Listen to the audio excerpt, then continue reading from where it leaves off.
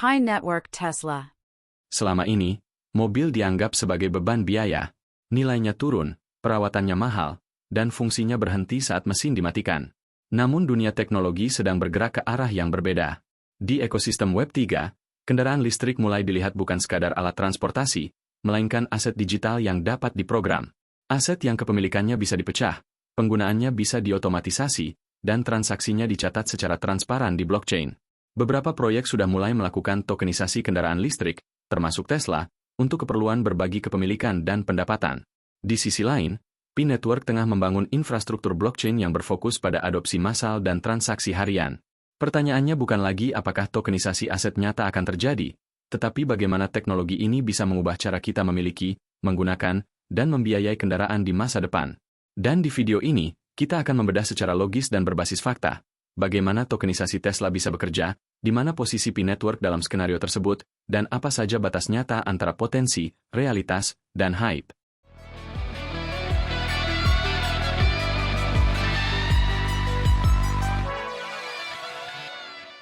Apa itu tokenisasi dan kenapa relevan sekarang?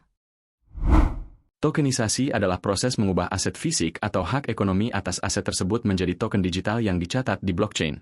Token ini bukan sekadar simbol, melainkan representasi kepemilikan, hak pendapatan, atau hak penggunaan dari aset dunia nyata.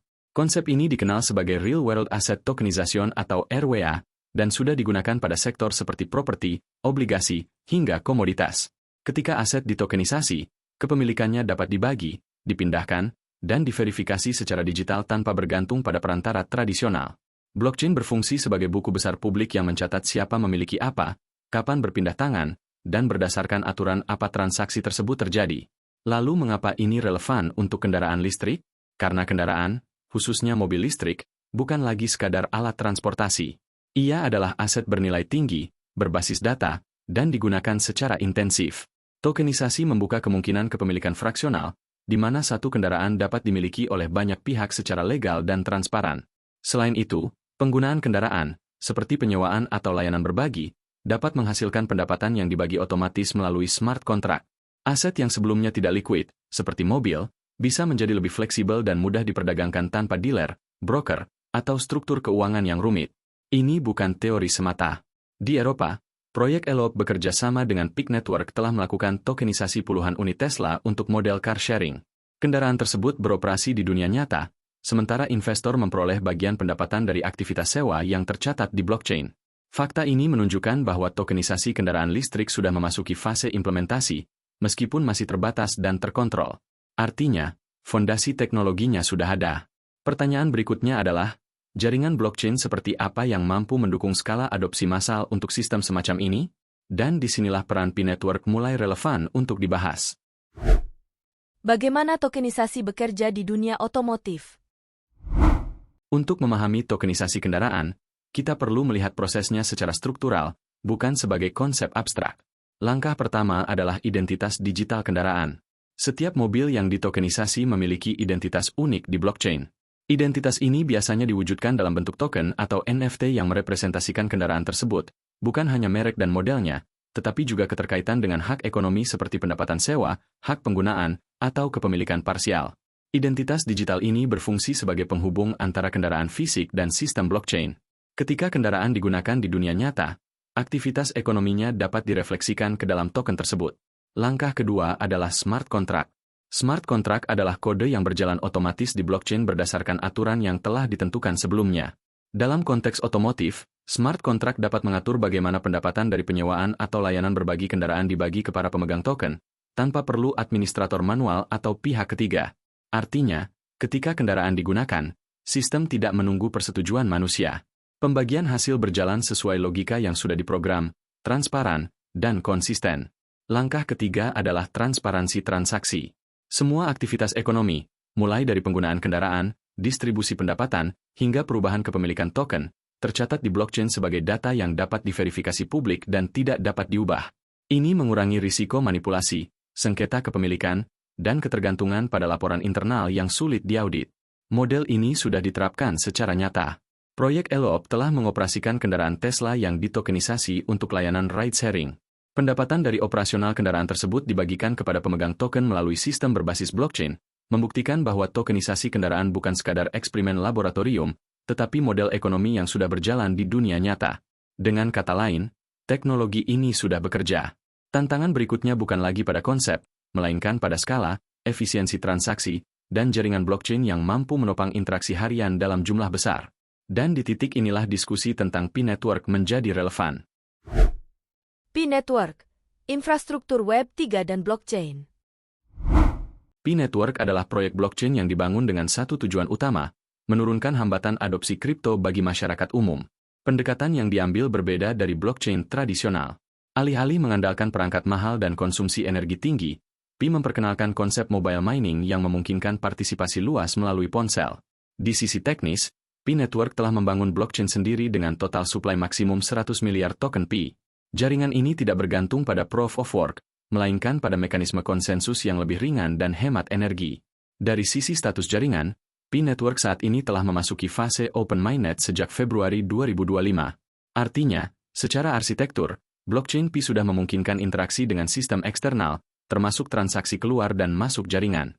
Sebelumnya, Pi berada di fase Enclosed Mainnet, di mana seluruh aktivitas masih dibatasi di dalam ekosistem internal untuk tujuan stabilisasi dan pengembangan.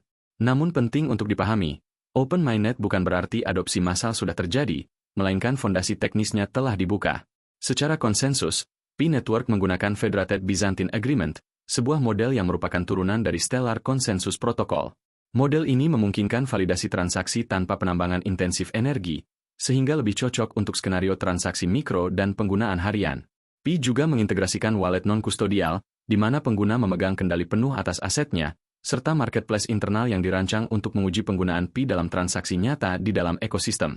Meski demikian, perlu dicatat secara objektif bahwa aktivitas on-chain Pi saat ini masih dalam tahap pertumbuhan. Jumlah alamat aktif dan volume transaksi belum sepenuhnya mencerminkan klaim basis pengguna global yang besar. Ini menunjukkan bahwa P-Network masih berada pada fase transisi, dari jaringan yang berfokus pada distribusi pengguna, menuju pembuktian utilitas ekonomi di dunia nyata. Dengan kata lain, P-Network memiliki infrastruktur yang dirancang untuk adopsi massal, tetapi belum membuktikan skala penggunaan penuh di luar ekosistemnya sendiri. Inilah konteks yang penting sebelum membahas peran apapun yang mungkin dimainkan Pi dalam skenario tokenisasi kendaraan atau sistem ekonomi otomotif berbasis Web 3. Dan setelah memahami batas teknis serta posisinya saat ini, pertanyaan berikutnya menjadi lebih spesifik. Dalam bentuk apa P-Network secara realistis bisa berperan dalam ekosistem kendaraan listrik berbasis blockchain? Teori, P-Network bisa memfasilitasi EV Web 3. Setelah memahami bagaimana tokenisasi kendaraan bekerja dan posisi P-Network saat ini, kita masuk ke wilayah yang paling sering disalahpahami, peran potensial P-Network dalam ekosistem kendaraan listrik berbasis Web 3. Bagian ini penting, karena disinilah batas antara analisis rasional dan klaim berlebihan harus dijaga dengan ketat. Jika kita berbicara secara konseptual, P-Network secara teknis dapat diposisikan sebagai lapisan transaksi dalam ekosistem kendaraan terhubung. Bukan sebagai produsen kendaraan, dan bukan sebagai penyedia energi, melainkan sebagai infrastruktur pencatatan dan pembayaran terdesentralisasi. Peran pertama yang sering dibahas adalah smart contract. Dalam skenario ideal, smart contract dapat digunakan untuk mengeksekusi transaksi otomatis. Misalnya, ketika kendaraan melakukan pengisian daya, sistem dapat menghitung konsumsi energi dan mengeksekusi pembayaran secara langsung tanpa perantara. Namun, hingga saat ini, P-Network belum secara resmi mengumumkan implementasi smart contract publik yang terhubung langsung dengan sistem kendaraan atau charging station. Peran kedua adalah melalui P-Wallet dan aplikasi terdesentralisasi.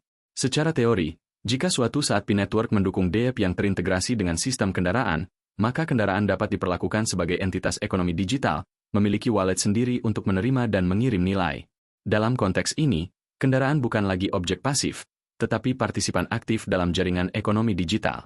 Peran ketiga adalah transaksi mikro otomatis. Kendaraan listrik beroperasi dengan banyak transaksi kecil dan berulang, pengisian daya, parkir, tol, hingga layanan berbagi. Blockchain yang efisien secara energi dan biaya rendah secara teoritis lebih cocok untuk skenario ini dibanding sistem keuangan tradisional.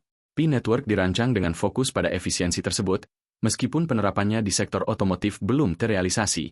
Namun poin paling penting di bagian ini harus ditegaskan dengan jelas. Hingga saat ini tidak ada pengumuman resmi dari P-Network yang menyatakan bahwa jaringan mereka telah terintegrasi dengan kendaraan listrik, sistem charging, atau infrastruktur otomotif cerdas.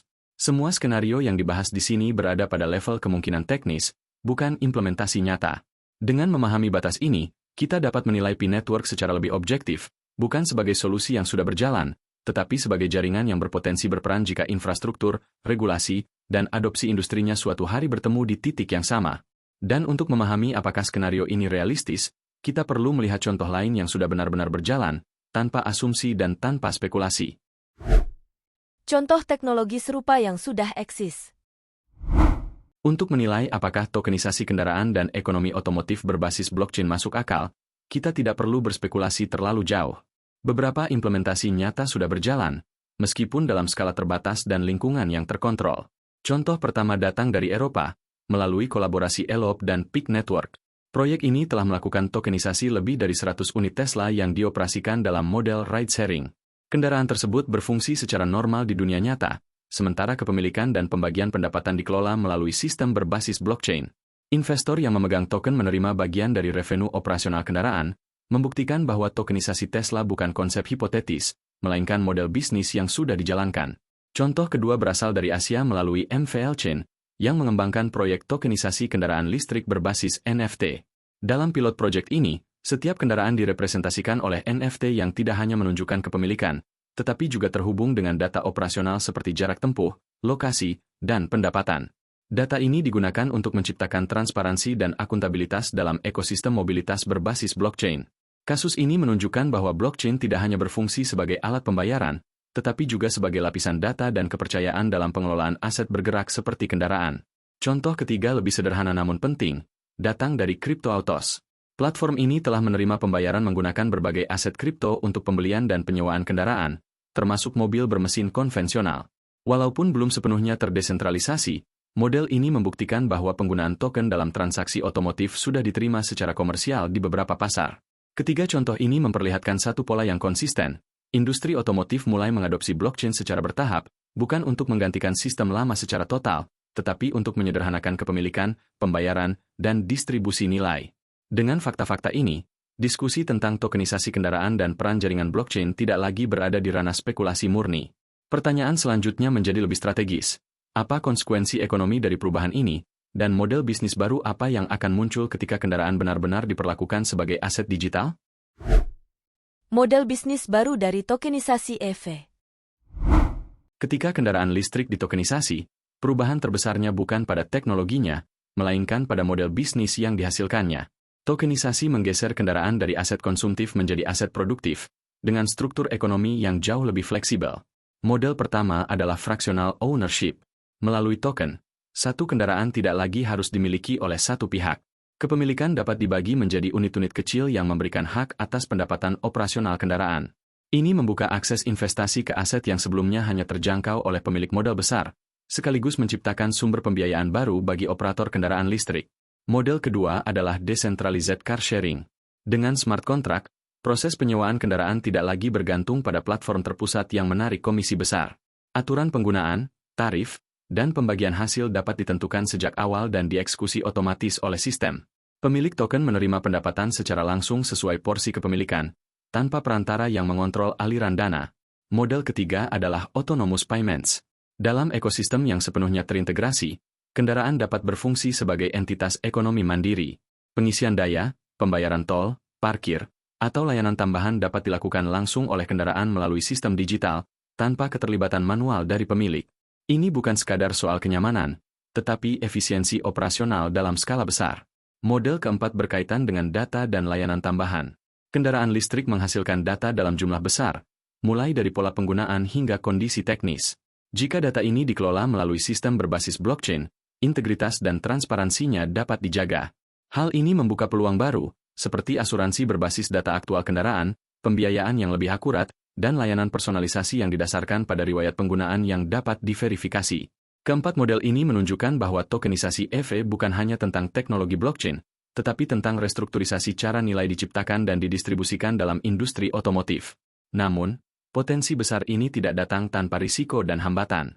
Untuk memahami sejauh mana transformasi ini bisa terjadi, kita perlu menelaah sisi yang jarang dibahas, tantangan nyata dan batasan yang masih menghalangi adopsi luas teknologi ini.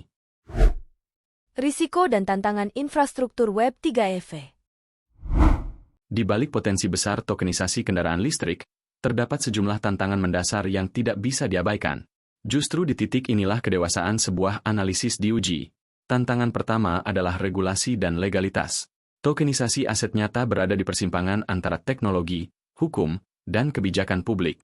Di banyak negara, status hukum token yang merepresentasikan kepemilikan atau pendapatan dari aset fisik masih belum jelas.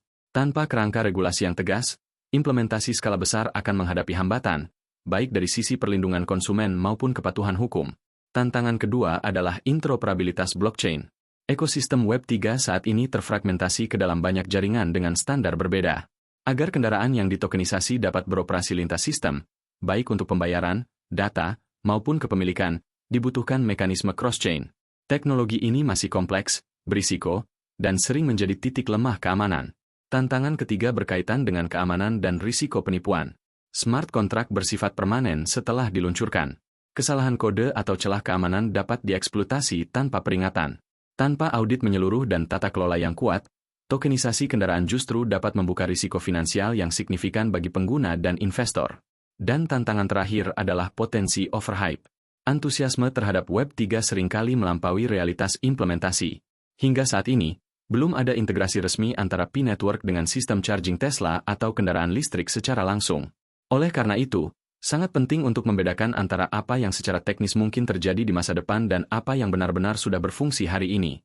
Tanpa pemahaman yang jernih terhadap batasan ini, diskusi tentang Web3 dan kendaraan listrik mudah tergelincir menjadi narasi spekulatif yang menyesatkan. Namun jika tantangan-tantangan ini dapat diatasi secara bertahap, maka perubahan struktural dalam industri otomotif bukan lagi sekadar wacana. P-Network dan masa depan tokenisasi. Tokenisasi kendaraan listrik sudah mulai terrealisasi di dunia nyata, melalui proyek seperti Elop dan MVL Chain, yang membuktikan bahwa mobil bisa menjadi aset digital yang menghasilkan pendapatan. P-Network, dengan infrastruktur blockchain yang terbuka, efisien, dan ramah pengguna, memiliki potensi besar untuk menjadi tulang punggung Web3 bagi kendaraan tokenisasi. Meskipun belum ada integrasi langsung dengan EV saat ini, kemampuan P untuk mendukung smart contract, transaksi mikro otomatis, dan wallet digital membuatnya sangat relevan untuk masa depan ekosistem kendaraan token. Konsep kendaraan yang bisa menghasilkan pendapatan secara otomatis, bertransaksi tanpa perantara, dan terhubung dengan jaringan desentralisasi bukan sekadar teori. Ini adalah langkah strategis berikutnya dalam evolusi Web3 dan ekonomi digital nyata. Jika Anda ingin terus mengikuti perkembangan bagaimana P-Network dan blockchain lainnya, pastikan untuk subscribe, like, aktifkan notifikasi, dan tekan hype, supaya channel ini bisa menjangkau pionir di seluruh dunia.